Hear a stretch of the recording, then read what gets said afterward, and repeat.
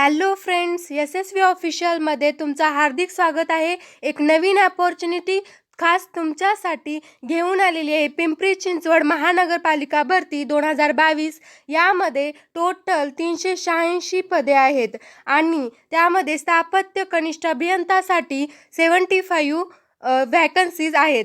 बाकीचे जे डिटेल्स आहेत ते आपल्याला 19 ऑगस्ट 2022ला वेबसाईटवर भेटून जातील.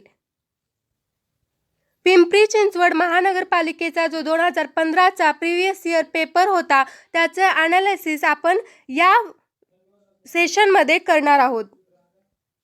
यामध्ये फर्स्ट क्वेश्चन आहे, an ideal flow of any fluid must fulfil the following. The ideal flow काय असतो? It is a hypothetical fluid. याला झिरो विस्कॉसिटी असते, याची डायनॅमिक विस्कॉसिटी झिरो असते आणि आपल्याला एक रिलेशन माहीत आहे, shear stress is equal to viscosity into du/dy shear strain किंवा रेट ऑफ शिअर स्ट्रेन. यामध्ये न्यूटन्स लॉ ऑफ विस्कॉसिटी हे स्टेटमेंट देतं. यामध्ये जर डायनॅमिक विस्कॉसिटी झिरो असेल तर शिअर स्ट्रेससुद्धा काय होतं? झिरो होतं. आणि हे आयडियल फ्लुइडसाठी कंडिशन आहे. Viscosity zero, shear stress zero पाहिजे आणि यालाच म्हटलं जातं इनविस्किड फ्लो.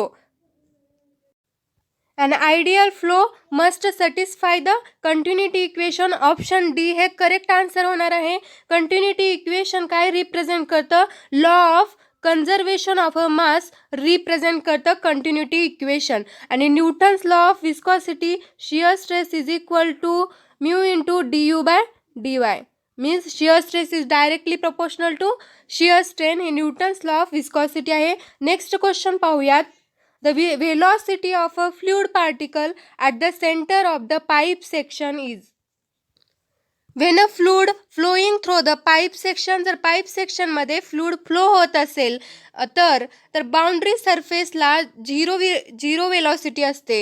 ही लॅमिनार फ्लोसाठी आपण डिस्कस करत आहोत. बाउंड्री सरफेसला zero velocity and increases toward the centre and maximum at the centre. सेंटरला हे मॅक्झिमम वेलॉसिटी असते for the laminar flow. Laminar फ्लोसाठी ही वेलॉसिटी प्रोफाईल आहे. आणि टर्ब्युलंट फ्लोसाठी सुरुवातीला पॅराबोलिक आणि नंतर स्ट्रेट असते. म्हणजे बाउंड्री सरफेसला पॅराबोलिक आणि नंतर स्ट्रेट असते. This is for the turbulent flow. नंतर जे शिअर स्ट्रेस व्हेरिएशन आहे, शिअर स्ट्रेस प्रोफाईल आहे पाईप सेक्शनमध्ये, ते maximum at the boundary surface and zero at the centre. अशा प्रकारे हे शिअर स्ट्रेस प्रोफाईल आहे इन अ पाईप. तर क्वेश्चनमध्ये विचारलेलं आहे, the velocity of a fluid particle at the centre of pipe section हे काय असणार आहे? Maximum. Okay, next question is SI unit of viscosity dynamic विस्कॉसिटीचं SI युनिट विचारलेलं आहे. विस्कॉसिटीचं डायमेन्शन आहे force into time divided by लेंथचा square.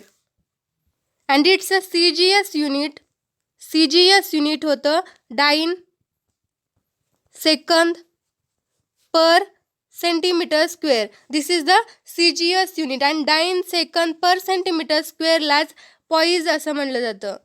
Dine second per centimetre स्क्वेअरलाच पॉईज असं म्हणलं जातं. It is the CGS unit.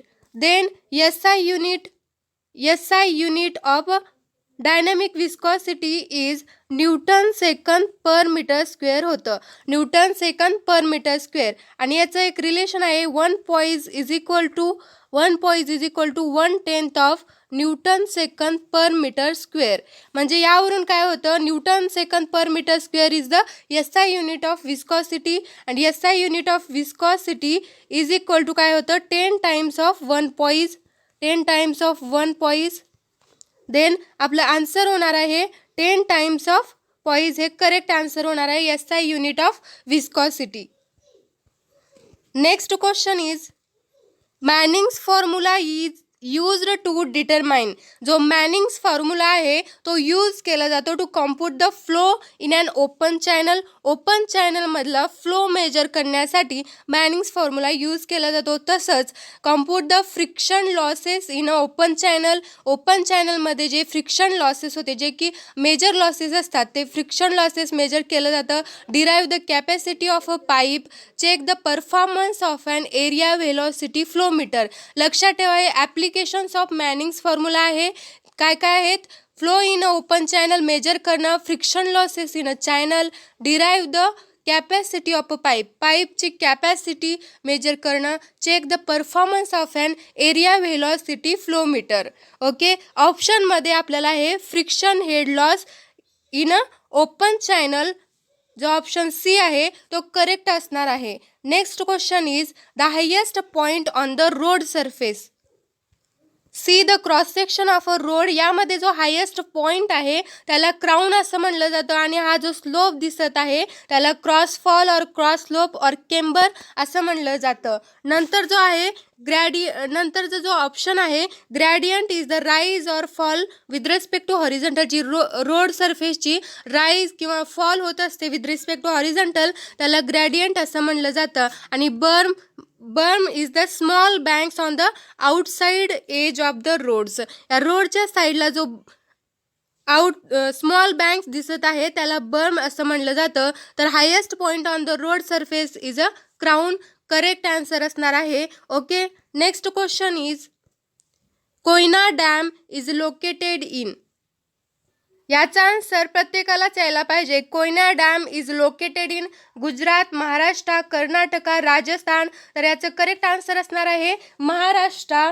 महाराष्ट्राची भाग्यलक्ष्मी म्हणून ओळखली जाणारी कोयना नदीवर महाराष्ट्रात सातारा जिल्ह्यात हे कोयना डॅम लोकेट केलेला आहे. आणि हे भारतातील सर्वात जास्त वीज निर्मिती करणाऱ्या जलविद्युत प्रकल्पाच्या यादीमध्ये दुसऱ्या क्रमांकाचा आहे. आणि हा भारतातील सर्वात मोठा जलविद्युत प्रकल्प आहे. आणि महाराष्ट्रात सुद्धा हे प्रथम क्रमांकाचं सर्वात मोठं धरण आहे. कोयना डॅमच्या जे जलाशयाला शिवसागर जलाशय असं म्हणलं जातं. आणि दुसरा जो आहे महाराष्ट्रामध्ये मेन जो डॅम आहे तो जायकवाडी धरण गोदावरी नदीवर आहे, आणि तो आशिया खंडातील सर्वात मोठे मातीचे धरण म्हणून ओळखले जाते. त्याच्याविषयी क्वेश्चन येऊ शकतो जायकवाडी धरणाबद्दल. Next question is while designing structure the column with highest equivalent length has both ends fixed. Both ends फिक्स्डसाठी जर बोथ एंड्स फिक्स्ड असेल तर इक्विव्हॅलंट लेंथ असतं L/2. Then one end is fixed and one end is free जर असेल option दुसरा, त्याचं equivalent length असणार आहे 2L. ऑप्शन थर्ड जो होता हिंज्डसाठी बोथ हिंज किंवा पिन जर असतील तर याचं इक्विव्हॅलंट लेंथ आहे 1L. आणि one end is fixed and other end is hinged, त्यासाठी L/√2 असे इक्विव्हॅलंट लेंथ आहे. हे जे ऑप्शन 4 आहेत यामध्ये जी हायेस्ट इक्विव्हॅलंट लेंथ आहे ते 2L, म्हणजे one end is fixed and other end is a free, त्यासाठी जास्त आहे. सो ऑप्शन जो one end is fixed and other end is free, option B हे करेक्ट आन्सर असणार आहे. Next question is a dead load is constant load in a structure. स्ट्रक्चरमधलं एक constant load आहे त्यालाच परमनंट लोड असं म्हणलं जातं. आणि हे कशामुळे होतं? Due to the weight of मेंबरच्या वेटमुळे हे येतं. आणि याचं जे मेन वर्ड आहे डेड लोडसाठी, it is a constant, remains constant. हे ऑप्शन डी बरोबर असणार आहे. जी बाकीचे जे ऑप्शन आहेत, one that is dead in not relevant, then one that does not exist, म्हणजे बरोबर जे आहे ते रिमेन्स कॉन्स्टंट असणारं जे आहे ते डेड लोड असणार आहे. नेक्स्ट क्वेश्चन इज टेन्साईल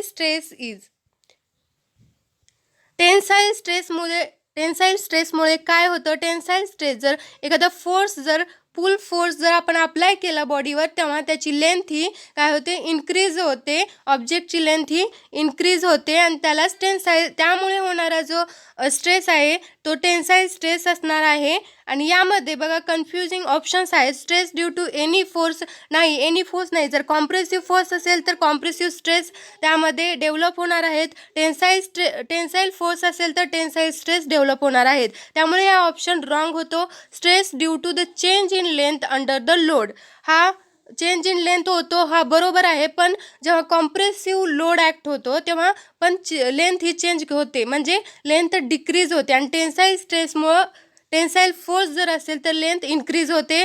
हा पण काही अर्धा बरोबर होतो, हा बरोबर होतो. Stress caused by varying load हे तर येतच नाही. Stress measured by ratio of increase or decrease in a length, यामध्ये रेशो पण म्हणलेला आहे आणि increase or decrease in a length असं पण म्हणलेलं आहे. त्यामुळे हे पण चुकीचं होतं. जे आपलं अर्धा बरोबर आहे change in length under the load, यामध्ये यायला पाहिजे होतं increase in a length. Increase in a length म्हणजे आपल्याकडे ऑप्शन बी हे करेक्ट आन्सर होतं.